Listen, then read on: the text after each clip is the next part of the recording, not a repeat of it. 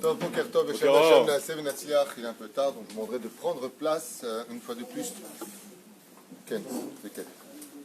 Une fois de plus, Toda Rabba pour hier à Césarée, Richard et Judith. Hommage Toda Rabba pour ce très bel accueil, très belle communauté, des personnes merveilleuses. Hier, on a fait un shiur à Césarée. Et on va de ville en ville comme ça, Bezrat Hashem, Nishtadel, Agdil, Torah, Ladira. On est aujourd'hui le jeudi 29 du mois d'août et le Kafret, le 28 du mois de Av. On rentre dans le mois de Elul. On parlera des Slichot à l'occasion. Aujourd'hui, on parlera des mitzvot de la paracha de la semaine.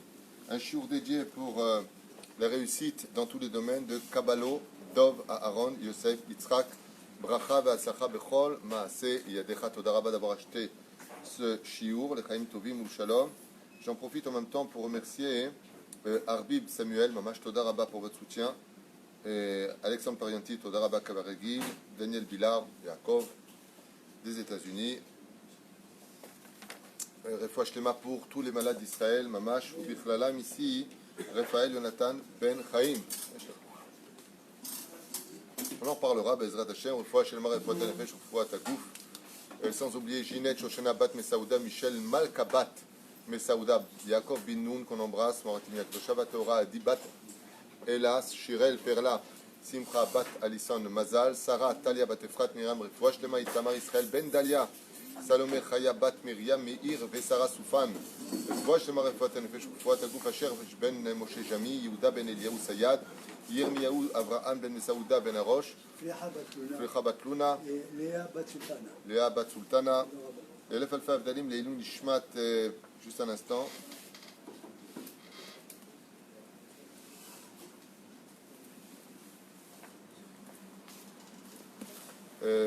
Leilou Nishmat, Yitzhak Ben Sassia, Marcel Bat Hassiba, Blanche Efrat Bat Sarah, Shirel Vesara, Benot, Keren, Veidi. Mamash, que Kadosh Baruch Hu nous ramène vite tous nos chers disparus, le Chaim Tovim ou le Shalom Bracha Batzlacha. Ok.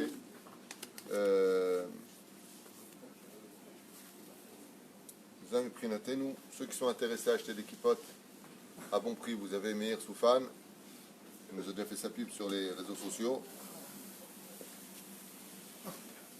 Alors, une paracha, dans la paracha de Réé, Dieu nous met en garde sur les bénédictions et les malédictions qui nous attendraient pour nous emmener vers un but final, c'est-à-dire la Géoula. Si tu ne comprends pas avec la gentillesse, eh bien Dieu te dit tu comprendras avec la dureté. Malheureusement, il y a des gens qui ne comprennent que quand ils arrivent à un shlav de non-retour, pratiquement. Et donc cette paracha nous met en garde sur 54 mitzvot. Vous savez qu'il n'est pas moins important d'apprendre les mitzvot de la Torah que les halachot. Les mitzvot sont très importantes. On en a 54 dans cette paracha, soit 17 mitzvot assez et 37 mitzvot lo taaseh. Alors bien entendu, de les faire prendrait des heures. On va en choisir quelques-unes parmi les mitzvot de cette merveilleuse paracha, très importante et très profonde, sur lequel, Be'ezrat Hashem, nous allons développer quelques petites situations. La première, les abed avodazara omshamshea. Nous avons une mitzvah de retirer toute chose qui est avodazara. Avodazara, comprenez bien que le mot avodazara, idolâtrie, veut dire un travail étranger. Pourquoi? Qui haine avoda les ulato. Il n'y a pas d'autre service divin sur terre que de servir Hachem. Contre toute attente, la Torah nous met en garde. Mais ça, vous le découvrirez de façon très claire. Mais alors très claire à votre mort, à 120 ans, si Dieu veut. Quand vous partirez de ce monde, vous verrez que dans ce monde, en réalité, il n'y avait rien d'autre à faire que de servir Dieu. Et servir Dieu, ça ne veut pas dire être un prêtre dans une paroisse en train de prier Dieu toute la journée, pas du tout.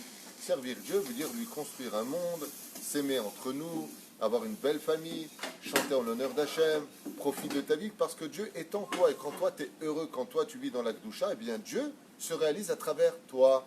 Donc être un homme de Torah, c'est être un homme de la vie. L'opachot de l'Oyoter, on n'appartient pas à une secte ou à une espèce de centre fermé, pas du tout. Être un homme qui sert Hachem, c'est être un homme normal, qui accomplit la Torah et les mitzvot, avec toute sa famille, qui vit une harmonie. L'avodazara, c'est un service qui est étranger. Ça veut dire qu'à partir du moment où ce que je vais faire n'a plus de lien avec bien entendu, il y a le côté vulgaire de l'Avodah Zarah, le mec a une statue, il dit Allah Akbar, c'est pas Dieu. Non, c'est pas ça du tout dont on parle. Okay, c'est pas du tout ça, ce kivun-là dont on parle. Ça, c'est le Béaba, c'est pour Kita Aleph. Il peut être un homme tout à fait avec une kippa sur la tête et avec les tzitzit et qui va prier Shacharit, Mincha, Yarvit. Et ce mec, c'est un Avodah Zarah. Pourquoi? Parce que c'est l'argent, l'argent, l'argent, l'argent. L'argent peut devenir une Avodah Zarah pour lui. Okay, ou un homme, il est avec sa femme, adulé à sa femme, c'est sa femme, sa femme, sa femme. Ou pire encore. Ou pire encore.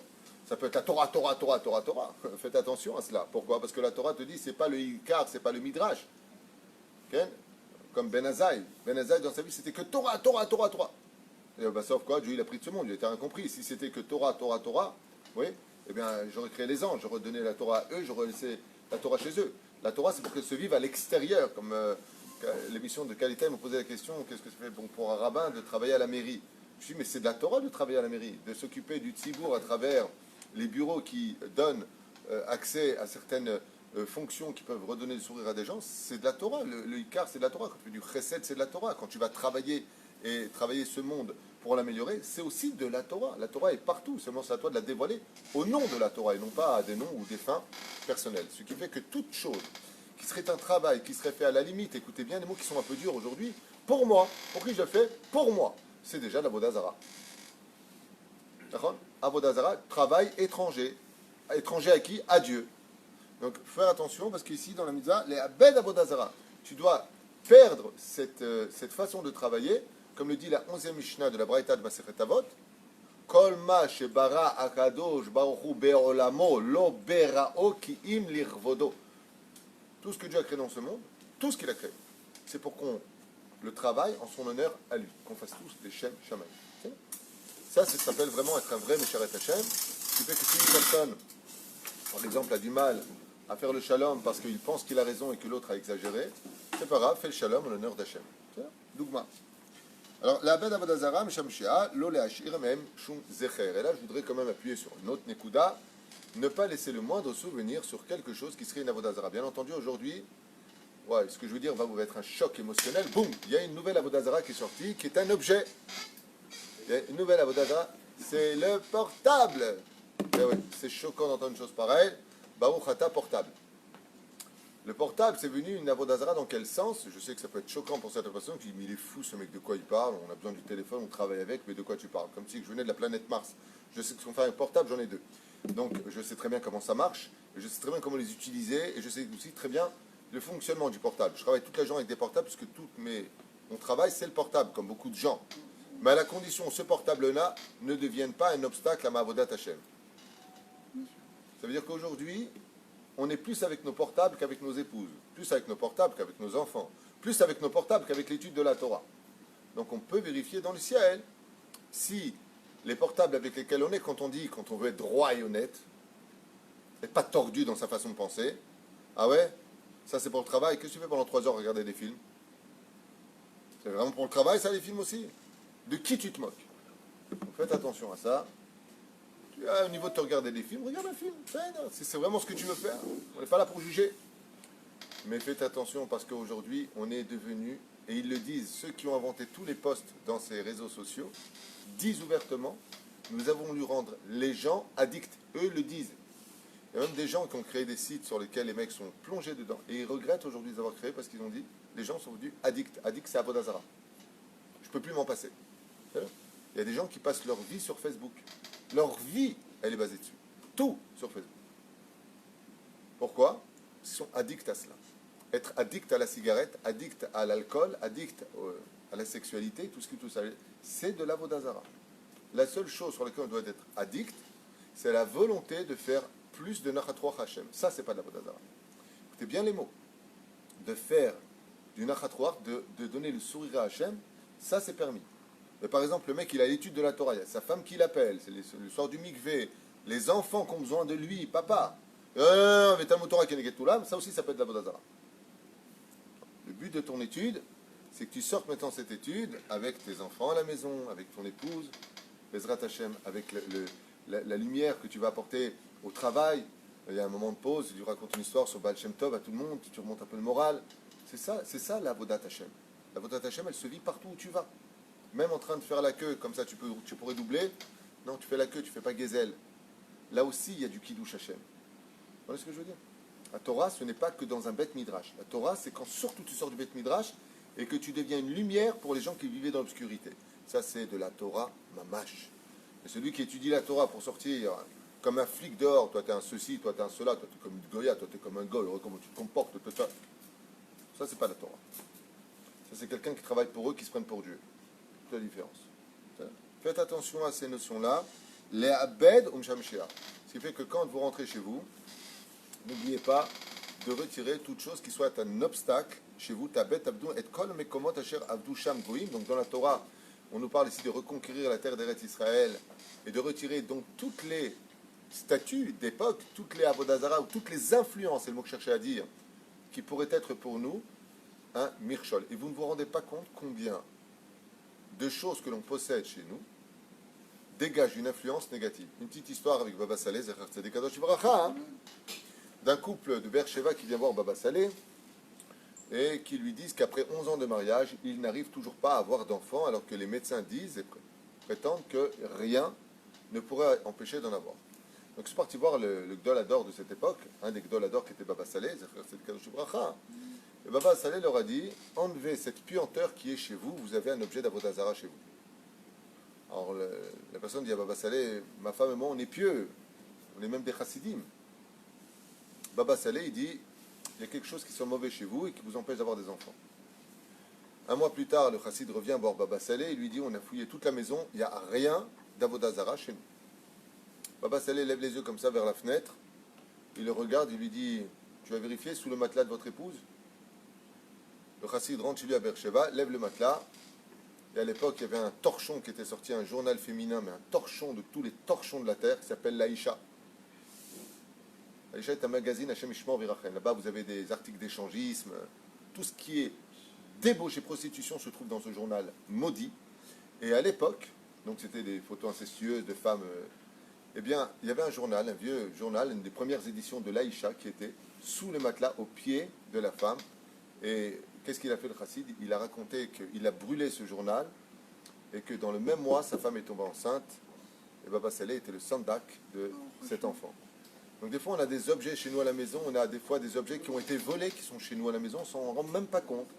On ramène des totems en souvenir de je ne sais pas quel bled, eh bien, ça dégage des choses négatives. C'est pour ça que quand vient la vanne et qu'il voit Eliezer, il lui dit « Bo Beruch Hashem, ki piniti et abait, rends-toi le béni de Dieu, car j'ai vidé la maison. » Les Chachamim nous disent qu'il a vidé la Bodazara qui était dans ses murs. Il faut faire très attention à cela.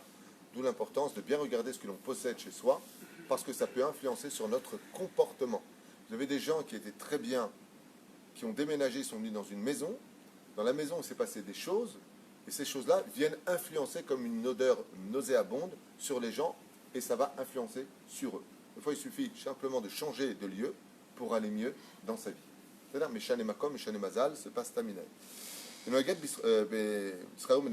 l'imchot Sham Avodazara, Zichra, Mina Olam, normalement, en Eretz Israël, on ne devrait pas permettre la moindre Avodazara. Vous savez que Israël appartient à Dieu, c'est le pays d'Hachem, qu'il nous l'a donné en héritage, nous devons le mériter par l'accomplissement de la Torah et des mitzvot. Si vous faites ma Torah et mes mitzvot, alors je vous donne la terre d'Eretz Israël. Sinon, la terre vous vomira. Vous allez morfler ici, si vous ne faites pas Torah en mitzvot, et vous allez finir par dégager une fois de plus de ce pays. Je laisserai vos ennemis la posséder. Donc, qu'est-ce qui fait le baromètre de notre terre? C'est comment on se comporte. Aujourd'hui, il y a une autre forme d'avodazara qui est devenue complètement morale, complètement permise, c'est Zera Levatala, Chofshi.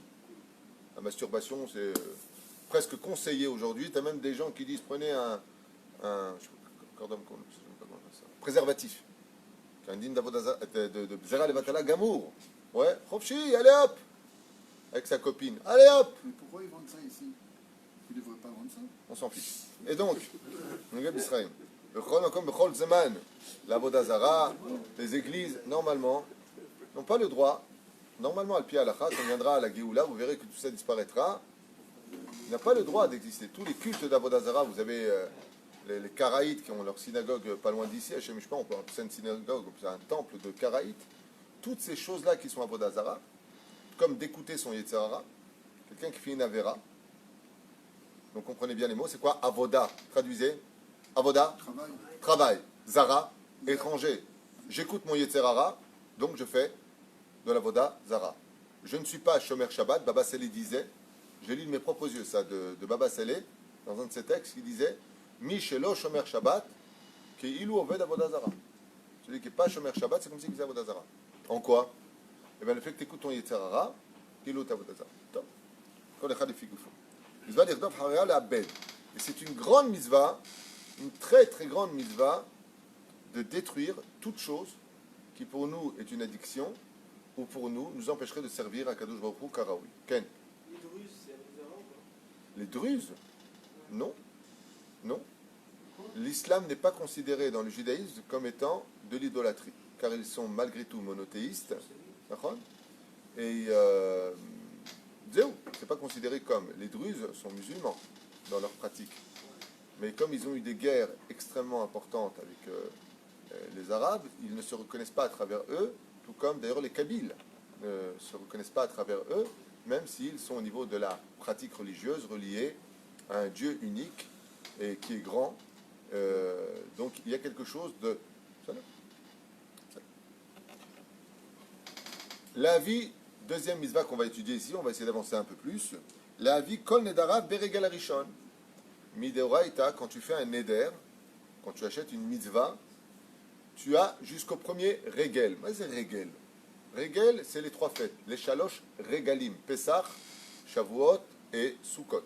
Quand tu fais un neder, par exemple, maintenant, quelqu'un dirait, j'achète une montée de temps, donc il vient se promettre à acheter, jusqu'à quand il pourrait payer mideoraita de la Torah, jusqu'au premier régel. Et le premier régel, c'est quand maintenant? Sukkot. D'accord? Donc si après Sukkot, la personne fait un neder, jusqu'à quand il peut le réaliser? Pesach. S'il fait à Pesach, jusqu'à Shavuot. Ainsi de suite. Mideoraita de la Torah, mitzvah chez kol mishenadar, o itnadev korban, o chafetz kol shiu, qui a promis de faire un korban, qui a promis de faire une seuda, qui a promis de faire un neder, Allah l'avio berigal rishon achar shenadar. Mideoraita, il aura jusqu'au premier régel, donc à une des trois fêtes, la première des trois fêtes qui arrivera après ce neder pour payer son dû. Le mieux, c'est, je vous le dis à voix haute, quand tu fais un neder, de courir payer ton neder, n'attends pas non plus le premier régel. Pourquoi? Qui t'a dit que tu vas vivre jusque là-bas? Moi, par exemple, j'avais une dette qui m'a été mise sur le dos, peu importe, avec la yeshiva de Jérusalem par rapport à un fournisseur de cadres. Nachon? Nachon, tu te rappelles de ça? J'ai envoyé mon fils, le Rav Yehuda, aller régler cette dette-là. Mais je me rappelle que la première chose que j'ai conclue, quand j'ai su que je devais une somme, j'ai dit à ma femme et à mes enfants, j'ai une chose à vous dire. Dans telle boutique, telle personne, tel truc, s'il m'arrive quoi que ce soit, sachez que j'accepte cette dette sur moi, que pour moi, elle n'était pas moi, va l'oméchaner. J'accepte de te payer cette somme, mais sachez que je lui dois. Et je me rappelle que mon fils Yehuda m'a dit, mais pourquoi tu... Non, mon fils Ephraim. Il m'a dit, mais pourquoi tu nous dis ça? Je lui ai dit, parce que si demain papa, Haz Shalom, il part, sachez que je n'ai pas envie de revenir dans ce monde 9 mois dans le ventre d'une maman, et hop, pas mis une claque dans les fesses, et refait le gan et la tétine. J'ai pas envie. J'ai pas envie de revenir, moi, je suis très bien là-haut. D'accord? Hein? Ah, le gan. Alors, le gan de Ilana, juste en face, parfait. Hein, j'invite grandement avec tous les travaux qui ont été faits là-haut. Ceux qui ont besoin de mettre leurs enfants, vous avez le gan de Ilana juste en face de la Beth Knesset, au premier étage. Non seulement c'est très très bien, c'est très chaleureux, mais en plus c'est une grande mitzvah d'aider cette famille extraordinaire, la famille Jamy. Bekitov et Laïnian, la dimension que nous avons ici de payer nos Nédarim, je lui ai dit, mais tu te rends pas compte, mon fils, si papa il part demain, il faut que vous sachiez, il faut régler cette dette. C'est-à-dire, il faut régler les dettes. Quand vous avez des dettes, il faut les régler. N'attendez pas trop. Vous ne savez pas ce qui peut traverser la rue, tu ne sais pas ce qu'il peut y avoir. Et Habibi, il revient en arrière, il revient pour payer. On peut noter quand même sur un papier, on ne pas Le mieux, d'engagement. noter, c'est évident qu'il faut noter. Il faut tout noter dans la vie. Il faut tout noter dans la vie. C'est-à-dire, si Dieu nous a donné la Torah écrite, c'est pour nous apprendre, lui-même qui est Dieu, que même lui, il a noté des choses. Il faut tout noter dans la vie pour ne pas oublier. Parce qu'on oublie souvent, est-ce que je t'ai payé, je t'ai pas payé, je te dois pas, je ne me rappelle plus. Et le mec, s'il te dit, ah non, non, tu m'as pas payé, alors que lui-même, il ne se rappelle pas, il était sincère, tu le payes 2 fois. Donc c'est à lui de revenir pour te rembourser. Rasra. Note. Note. Moi, ce que j'aime chez mon fils Shimshon, quand il fait un neder ici, il dit 250 shekels pour la montée, il invite quelqu'un. Motzei Shabbat, il vient dans la chambre, voilà ce que je dois. Ze aderer anechona. Non seulement ça aide le kollel, mais en plus de ça, comme il me dit non, j'ai peur d'oublier, moi. Adif de donner peu de ce qu'on a que de promettre beaucoup de ce qu'on n'a pas et on dira tiens, je paierai plus tard. Parce que des fois, tu te retrouves avec des situations. Vous savez combien les gens m'ont dit que dans les galères de soie, les galères, je veux dire les galas, les soirées de gala, vous savez combien de gens font des dons? C'est bon, 5 000, 4 000. Donc les gens, ils sont contents. Vous savez combien de gens ne payent pas, malheureusement? Vous savez combien de gens laissent des ardoises? Des ekhabad. L'an dernier, ici, il y a quelqu'un qui a pris sur lui la parnassa à 10 000 shekels, alors qu'une personne était prête à l'acheter à 9 500 shekels. Jusqu'à maintenant, il n'a pas payé. Chaval. Chaval de faire des choses pareilles. Je préfère 9 500 le lendemain que 10 000 shekels en utopie. Chaval. Alors bien sûr qu'ils viendront un jour payer. À Kol Me'et Hashem. C'est chaval. Faites des nedarim, payez-les. Vous avez promis à vos épouses de les sortir, sortez-les. Mais c'est pas une blague. Avec qui? Les banques. Qu'est-ce qu'elles ont? Alors les banques, ce qu'elles ont bien, c'est qu'elles te font payer tes nedarim, tu le veuilles ou pas. Non, mais quand tu prends un crédit, en France, c'est comme ça, il y a l'assurance d'essai qui est obligatoire. Est-ce que c'est pareil, c'est ton même principe? Est-ce que d'un point de vue Torah, ça fonctionne aussi? C'est-à-dire que tu dois plus rien. Écoute, la banque, c'est un autre domaine. Le système a été mis en place pour qu'on ne puisse pas vivre sans elle, alors qu'il n'y a pas plus voleur, je le dis à voix haute, il n'y a pas plus voleur au monde que l'État, et il n'y a pas plus voleur au monde que les banques. C'est du pur vol dans tous les domaines, tout ne va que dans leurs intérêts, et tout est fait en sorte pour que tu ne puisses pas vivre sans banque. En d'autres termes, c'est un système mafieux qui est inadmissible dans tous les domaines. C'est inadmissible. Quand tu vois le pied à la race qu'ils font dans les banques, c'est du pur gazelle. C'est assourd. Heureux celui qui pourra se débrouiller dans ce monde sans les banques. Mais malheureusement, le système nous emmène à ne pas pouvoir vivre sans les banques. Et des fois, c'est vrai qu'ils nous rendent service quand tu as besoin d'1 million de shekels pour acheter ta maison et qu'ils te prennent juste 400 000 shekels d'intérêt. Non, mais c'est pas grave. Si un mec il a fait une super affaire, il achète la maison 1,2 million, il rembourse 1,6 million sur 25 ans. Mais au moins, tu peux acheter ta maison. Tu payes content comme un hamor. Mais au moins, tu es heureux. Hein? Top. J'avance un petit peu.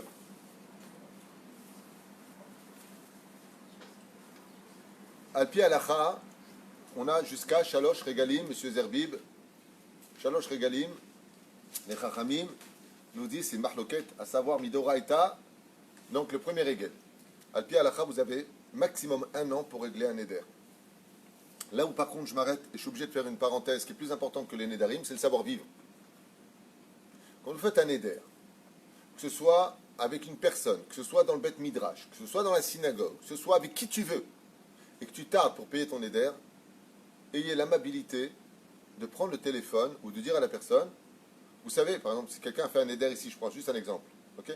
Alors tout, j'ai fait 1000 shekels, vous inquiétez pas, j'y pense dès que. C'est important parce que dans le ciel, on voit ça. Si Yaakov avait dit à Hachem, Hachem, j'ai pas oublié mon éder, je n'ai pas oublié mon éder, j'attends simplement de m'arranger que les enfants grandissent pour aller payer mon éder, le fait de prévenir avec la parole, eh bien, Yaakov n'aurait pas perdu sa femme Rachel. Mais comme il a tardé, vous savez que le Neder tue la femme et les enfants. Quand tu fais des Nedarim, souvent quand il arrive des catastrophes, on se pose la question, mais pourquoi? C'est très souvent relié, pas dans tous les cas, mais c'est très souvent relié à des choses qui ont été promises et non réalisées. Et je voulais me dire, mais attends, mais t'es malade ou quoi? Tu te rends compte? Parce que le mec, il promet un truc alors quoi? Il perd ses gosses, il perd sa femme? Réponse, oui. Réponse de la Gemara, pas de moi, oui. Le Neder, c'est grave. Le Neder, c'est sérieux. Quoi, tu veux dire parce que le mec, il a violé quelqu'un, il va faire 7 ans de prison? Ouais. Le viol, c'est grave, t'es pas au courant? Oui, oui. Quoi, parce que le mec, il a volé, il s'est fait attraper la main dans le sac, alors il va faire 1 an de prison? Ouais. Quoi, 1 an entre 4 millions? Ouais, parce que voler, c'est grave. C'est nous qui banalisons la gravité des choses. Oh, tu vois pas ce que j'ai fait, je t'ai charrié devant tout le monde, je t'ai humilié. Ben, t'as pas de mon futur. Quoi, parce que j'ai humilié une personne, j'ai pas de mon futur? Ouais. C'est pas parce que toi t'es un clown que la Torah elle est clown. Toi t'es un clown, toi tu comprends pas la gravité des choses. C'est là. Il y a un garçon à la vache Shalom qui a rien fait de mal. Il était en Grèce, il a rien fait de mal. Ils ont mis, vous savez, des cachets dans la bouteille. tu sais, comme tu dirais, des extasies ou je sais pas quoi. Et puis ils en ont mis beaucoup. Et puis bon, pour rire, ça n'a rien fait de mal. T'es assis, t'es sympathique. Ben, il s'est resservi un verre, et puis à la fin, il a pris la bouteille, il a bu directement dedans. Donc tout ce qui était en bas de la bouteille, toute cette substance, eh bien, a été ingurgité. Il n'a rien fait de mal. Tu vois pas, il n'a pas assassiné, il a rien fait de mal. Il était là, et en plus, il comptait faire une teshuva sur sa vie, il se remettait en question ce soir-là. Il a pris la bouteille, il a bu. Et il est mort. Il a fait ce qu'on appelle, son cœur n'a pas tenu. Une overdose. Il n'a rien fait de mal, ben, il est mort. C'est-à-dire la Torah nous met en garde sur les actions et leurs conséquences. Actions et conséquences. Quand tu prends un fusil ou un revolver et que tu rentres juste 3 mm, t'es loin, hein, 3 mm, le chien, c'est-à-dire le... Comment on appelle ça la détente, oui, on a un policier ici, tu appuies sur la détente, t'as rien fait de mal, t'as tué un mec, ok, ben, tu prends de la prison. Tu vas te faire juger, ta vie elle tombe par terre, on te retire ton insigne de policier ou je sais pas qui, pas que. Ouais. Et le mec il arrive dans le juge, mais attends, vous plaisantez ou quoi? Parce que mon doigt, mon index, il a enfoncé 3 mm, alors quoi, je suis condamné? Mais c'est pas ça qu'on regarde, c'est les conséquences de tes actes. Donc prenez les choses au sérieux. La Torah est sérieuse, même si elle a beaucoup d'humour, mais la Torah est sérieuse, et nous on ne prend pas la vie au sérieux. C'est pour ça qu'on n'arrive pas à comprendre que action égale conséquence. C'est ça? Pourquoi le temple a été détruit? À cause du Lachon Hara. Comment se fait-il qu'on fait du Lachon Hara? On n'est pas conscient de la gravité d'en faire. Pour nous, c'est, ah, tu vois pas ce que j'ai dit, des vérités en plus. Ah, bah ouais, mais tu viens de perdre ton monde futur, mon pote. Faire tes chouvas là-dessus. Voilà. Le mec sur Facebook, il vient, il salit quelqu'un d'autre. Pas comme de ça dans le Messite ici, on parle de la paracha du Messite. Si on a le temps de le faire, on en fera. D'accord? Il a cassé avec sa fiancée, et qu'est-ce qu'il décide, le mec, de lui salir son nom? Il vient de pourrir son mazal, il n'a plus de monde futur, en lo kapara olamit, en lo... Qu'est-ce qu'il a fait? Ouais, j'étais énervé, voilà ce que j'ai marqué. Pas shoot. Pas shoot. On avance. Lo lechol ever minachai. Encore un des interdits de cette paracha, qui fait partie des 7 lois de Noachid, ne pas consommer d'un animal vivant. Dans les 7 lois prescrites par les Chachamim et la Torah pour les Goïm, lo leechol ever minachai, ever ça veut dire membre. Tu ne consommeras pas d'un animal, comme Nabucodonosor et Marshemov Zichro. Lui, comment il faisait? Il prenait le lapin par exemple, et croquait dedans vivant, ou lui arrachait la patte vivante. Réponse des Chachamim par rapport à cela. Mizvat lotase, chez lo leechol ever shenechtach mi baal chai beodenu chai. L'animal est encore vivant et toi, tu le tues. Alors contre toutes ces imbécilités qu'on entend sur les réseaux sociaux, sachez que la shrita juive, parce qu'il y a beaucoup d'ignorants qui se permettent de parler et qui ont fait des vidéos sur le fait de faire la shrita comme quoi que c'était un acte cruel. Sachez que dans la Torah, cette même Torah qui nous demande de pratiquer la shrita de l'animal, nous apprend que si l'animal souffre, l'animal, s'il souffre dans la mort qui lui est imposée, est taref, on n'a pas le droit de le consommer. Donc il y a des chamorim, des ânes battés, qui ne comprennent rien au système animalier, et qui pensent que quand on fait la shrita à l'animal, l'animal souffre. Si c'était le cas, on n'a pas le droit de consommer, il ne serait pas kasher. Parce que je vous explique ça en 2 mots. Maintenant, vous allez comprendre à toute vitesse, je n'ai pas le temps. Donc on va être rapide, ce n'est pas un cours sur la shrita, juste que vous compreniez. La shrita que font les Ishmaélim est taref la méadrine. Il y a ce qu'on appelle, au niveau du cou de l'animal, le canet et la véchette, je ne sais pas comment on dit en français. L'œsophage et la trachée artère, exactement. D'accord? Maintenant, il y a un qui est relié au cerveau et il y en a un qui est relié au système des nerfs. Ok? Qu'est-ce qui fait mal en général chez nous? Qu'est-ce qui provoque la douleur? Les nerfs. Si je paralyse vos nerfs, comme par exemple vitalité une dent, qu'est-ce que c'est? Je vais piquer le nerf, je vais le retirer. Ta dent ne sentira plus rien. C'est le système des nerfs qui nous met dans cette situation. Maintenant, pour que l'animal ne soit plus conscient, et pour que l'animal n'ait pas de connexion à la douleur, si j'ai le canet et la véchette, et que je coupe le canet, j'ai encore la véchette, ou que je coupe la véchette, mais j'ai encore le canet, automatiquement, ou par un côté, l'animal sentira la douleur par les nerfs, ou par le cerveau. Oui?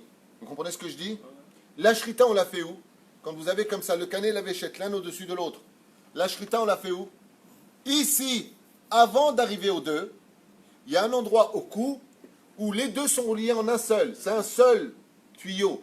On va faire un seul conduit, canal. Quand on fait la shrita, le couteau doit être absolument aiguisé parfaitement, extrêmement fin. Et quand on coupe à ce niveau-là, on déconnecte le cerveau et le système des nerfs sur place, ce qui fait que l'animal ne souffre pas du tout. Seulement dans cette panique où le système du sang s'écoule à flot et que l'animal, lui, n'est ni conscient ni ne souffre de cette shrita, résultat, le système des nerfs, lui, se met en action parce que les nerfs en eux-mêmes sont déjà informatisés ou, si vous voulez, formatisés pour agir. Ce qui fait que, comme un poulet, par exemple, quand je coupe la tête et que je lâche le poulet, qu'est-ce qu'il fait le poulet? Il court dans tous les sens. Mais comment, il a perdu la tête ou quoi? C'est le cas de le dire. Ouais.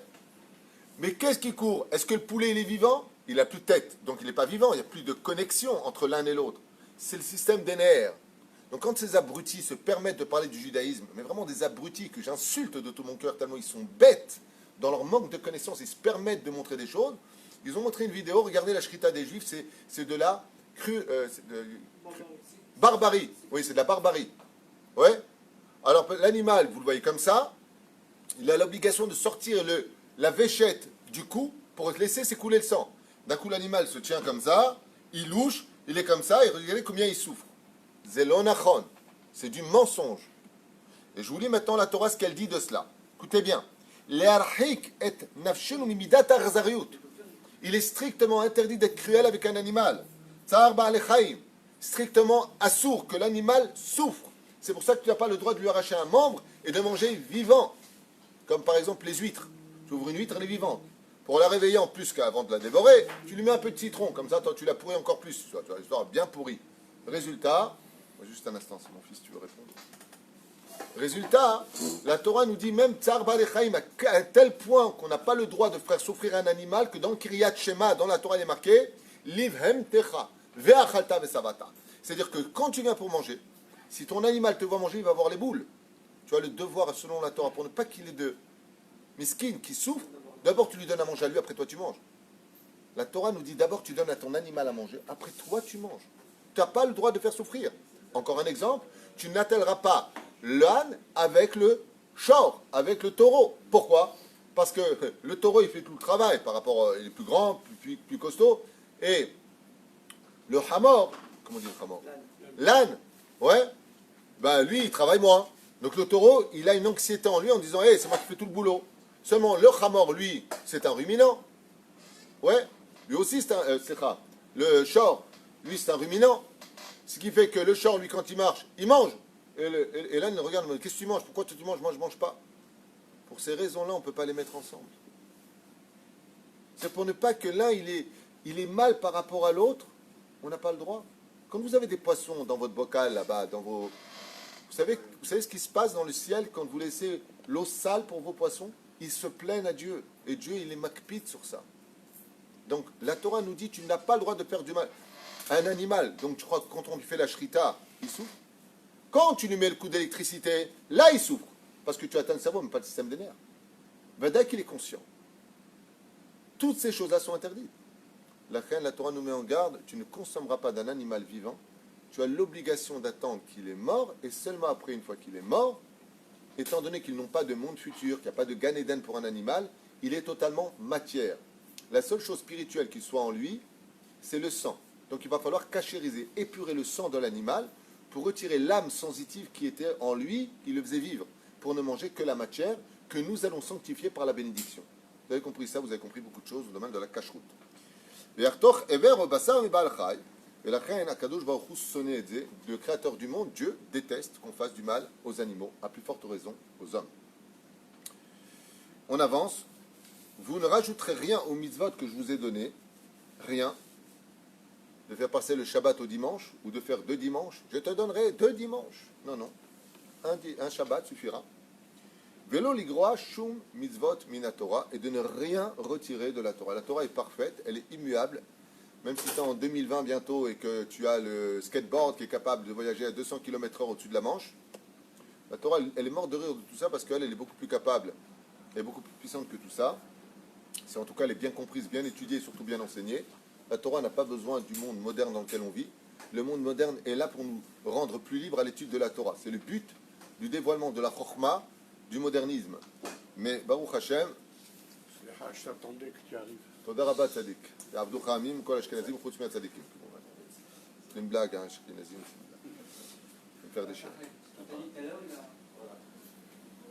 Voilà, quelqu'un qui a fait un don Shabbat, qui est venu régler sa dette. Exactement. Mamash Me'et Hashem et Tazot. L'oligrom mitzvot à Torah, et on n'a rien le droit de retirer. Donc le fait de dire, ouais, mais aujourd'hui on est dans les temps modernes, ça c'était avant, pas du tout. La Torah savait exactement tout le processus de l'histoire et elle nous avait tout prévu. La reine, Bezrat Hashem, nous qui respectons la Torah, on n'est pas plus préhistorique que ceux qui se disent être modernes dans leur immoralité et leur débauche journalière. On avance. Lo lishmoa miamit nabe besham avoda zara. On n'a pas le droit d'écouter des gens qui prétendraient avoir eu une prophétie pour les emmener vers une idolâtrie. Alors c'est vrai qu'il y a une question qui se pose, que tout le monde peut poser, c'est pourquoi est-ce que la Torah serait la vraie et la seule religion? Ce qui est absolument vrai, qui attend de déplaire aux autres. La Torah est émette. Alors c'est vrai que les autres religions sont nées après. D'abord il y a eu la Torah, et de la Torah se sont écoulées d'autres religions, comme le christianisme, l'islam, qui sont nées au fur et à mesure des générations. Donc, mais pourquoi Bémet non c'est vrai? Eh bien ici c'est marqué l'olishmoa. Vous n'avez pas écouté des faux prophètes qui viendraient vous dire au nom de quoi que ce soit pour créer une avodazara pour eux. Effectivement, quand Moshe Rabbeinu, le prophète d'Israël, est venu nous parler de Dieu, je ne sais pas si vous avez remarqué, mais on ne cite pas une seule fois le nom du prophète chez nous. Il n'y a jamais Baruch Ata Moshe. Il n'y a jamais, je crois, en Dieu et en Moshe, sauf une fois.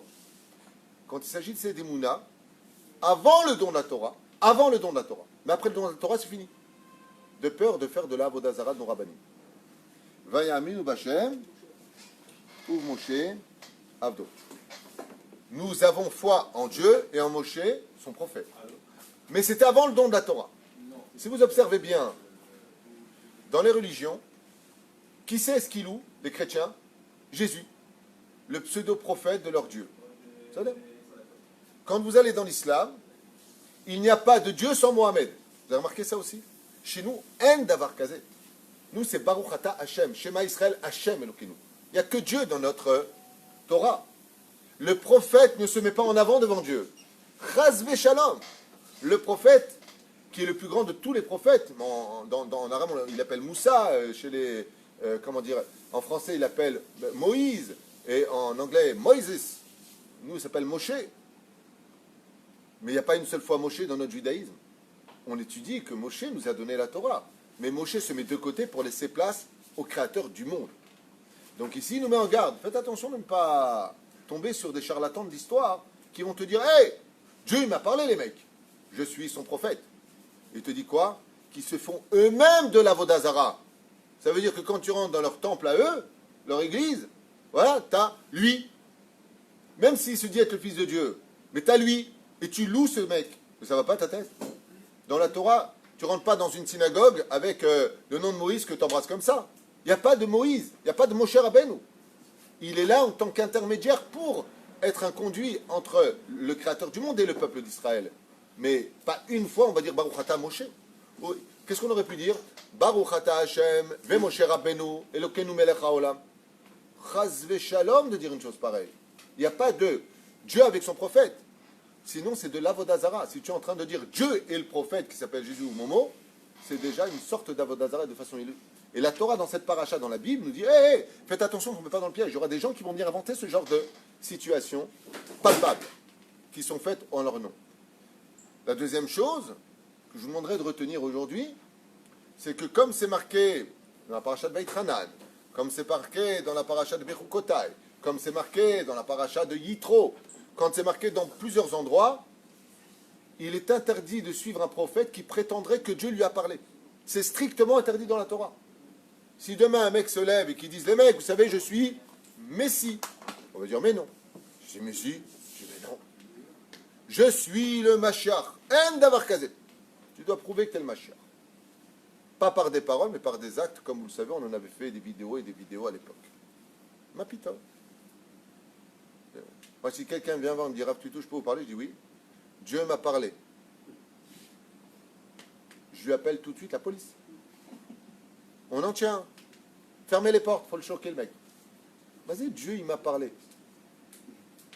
Dans la Torah, quand Moshe parle avec Dieu, c'est marqué noir sur blanc à la fin de la paracha du Yitro, c'est-à-dire après le nom de la Torah. Car vous avez tous vu que Moshe m'a parlé, panim el panim. Vous avez tous vu, pas il est venu vous raconter.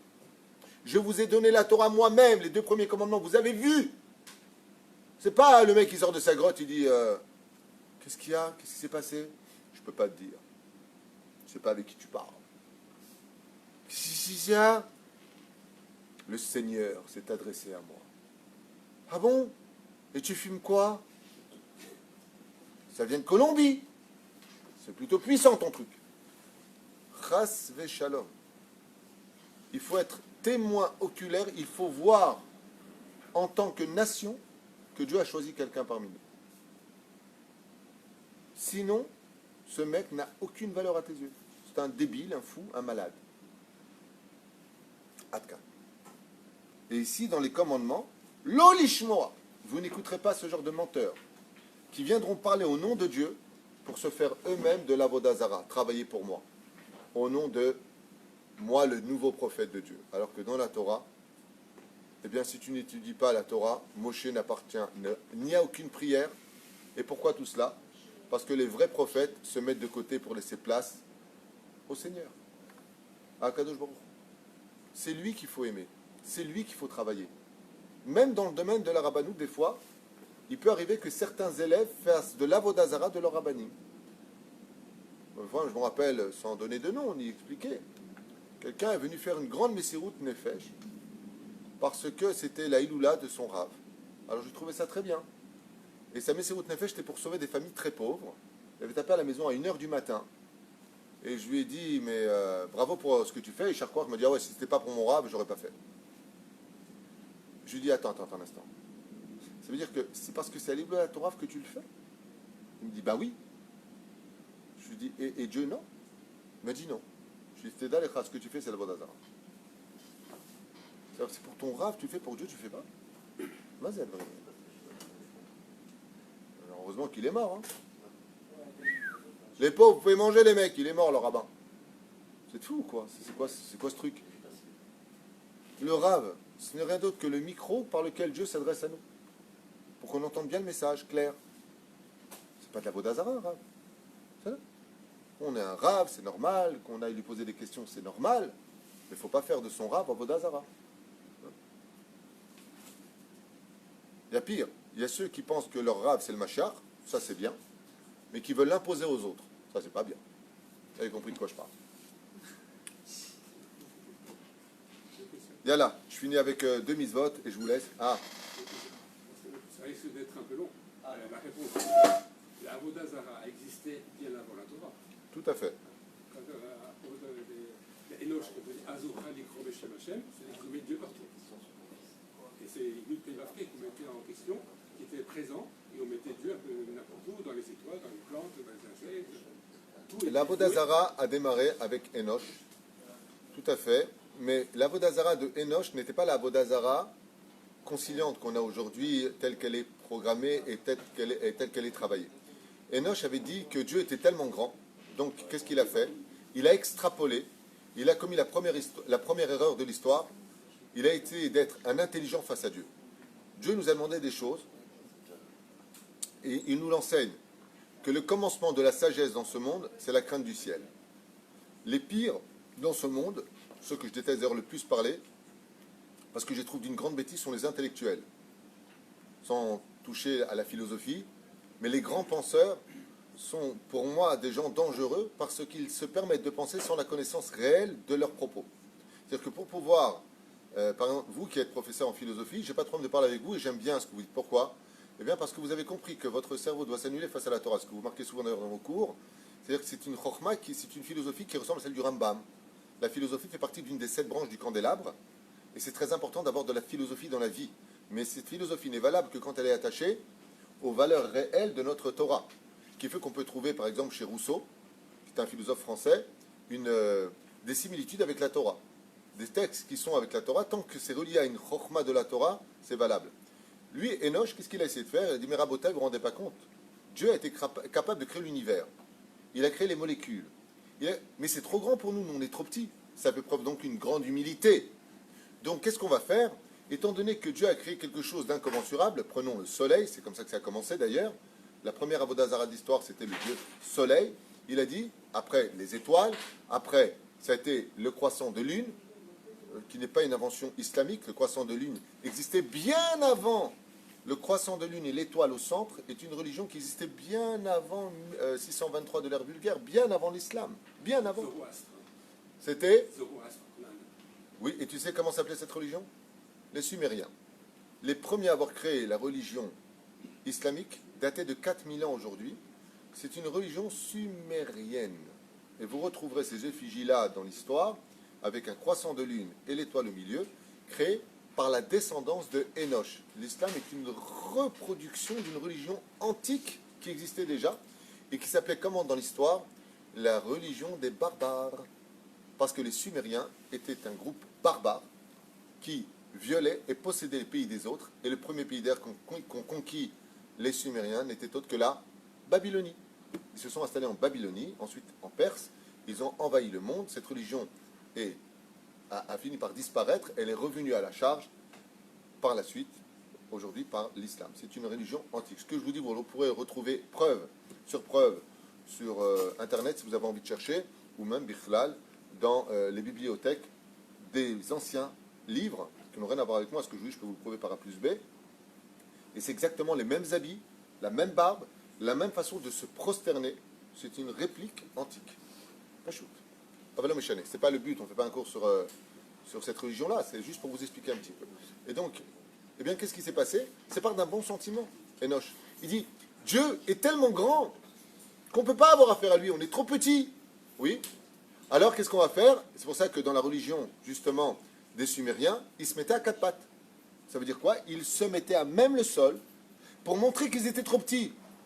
Les chrétiens, eux, ont estimé que oui, mais l'homme aussi a sa place.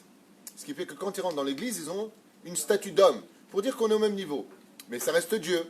Donc le Fils et le Saint-Esprit. Donc comment ils se mettent? Eux, à genoux. Et nous, dans la Torah, on est debout, la Hamida. Pourquoi? Parce que Dieu dit, je suis Dieu, vous êtes mes créatures. Mais quand vous me parlez, c'est face à face. Panim el panim. C'est marqué dans la Torah. Donc qu'est-ce qu'il a fait? Lui, il a dit, étant donné que Dieu est trop grand, imaginez que vous soyez roi et que vous ayez un serviteur. Vous êtes tellement extraordinaire à mes yeux que j'aurais du mal à parler avec vous tellement que je vous estime. Alors je vais mettre à mon niveau à moi votre serviteur. Et donc qu'est-ce qu'a fait Enoch? C'est exactement la même chose. Il a dit Dieu est tellement grand. Ouais, Enoch a créé justement la religion. C'est le démarrage de cette religion-là dont je parle.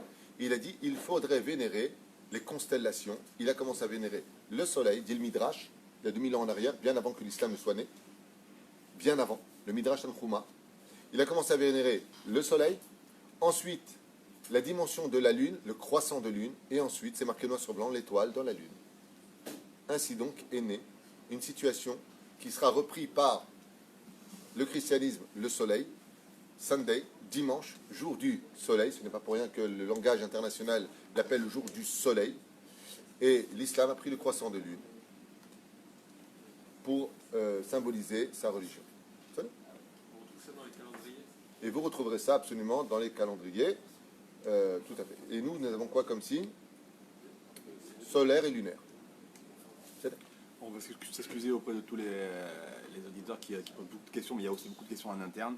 On va juste en souligner une. Il y a Ilan qui dit que vous avez parlé hier de ce jeune qui avait frôlé la mort. Donc papa est juste derrière la caméra d'ailleurs. Voilà, donc là, par rapport à cela, donc dans les mots, Rav, comment expliquer alors ce jeune qui était proche de la mort dont vous avez parlé hier? C'était par rapport au nocé qu'on avait souligné, une personne qui viendrait dire j'ai vu, etc. par rapport à... Ah, très bien. Ilan, très bonne question. Il parle de Ethan Twitou. Très urgent là aussi. D'accord. Il parle... Ah oui, oui, j'ai Vous avez rendez-vous. deux appels de très urgents qui arrivent. D'accord, alors je finis juste avec ça. La différence, c'est que Ethan, quand il est revenu de là où il est revenu, il n'est pas dit Rabotai, je suis un prophète de Dieu, il faut m'écouter. Vous confondez. C'est-à-dire que le fait de parler de quelqu'un qui vient de la mort, ou un mort clinique qui vient raconter ce qu'il a dit, le mec il ne va pas dire Rabotai, je suis le nouveau prophète de Dieu. Là, ce qu'on est en train de dire, c'est si la personne veut prendre un poste. Là, Ethan, quand il est revenu de là où il est venu comme une petite biche qui tremblait dans tous les sens en disant Mechila ou Kapara, je reviens d'un monde, j'ai vu des choses. Et comme lui, il y a plus de 170 millions de personnes qui l'ont vécu. Donc, ce n'est pas des gens qui vont dire je suis monté dans le ciel et vous allez tous m'écouter car Dieu s'est adressé à moi. Si tu tombes sur Ethan qui te fait un truc pareil, faut l'attacher le mec. Camisole de force. Non, Ethan est simplement vous dire que là, quand il est monté en haut, il a vu que la Torah était vraie, il a vu les prières des tzadikim, des Teilim. Hein. Le papa est juste à ma droite, et à ma gauche, pardon, ici présent. Il disait qu'il a vu les Teilim, les paroles monter jusque devant le trône divin de tous les Teilim qu'on fait de chaque pays, de chaque bouche, quand il regardait vers le bas, vers le haut. Donc, il n'est pas venu dire Rabotai, croyez en moi parce que moi j'ai vu des choses. Il est simplement venu témoigner d'une situation qu'il a vécue sans pour autant prendre le moindre sceptre ni couronne sur sa tête. Voilà pourquoi il n'y a pas de rapport pour la question posée. Baruch Adonai l'olam amen d'amen.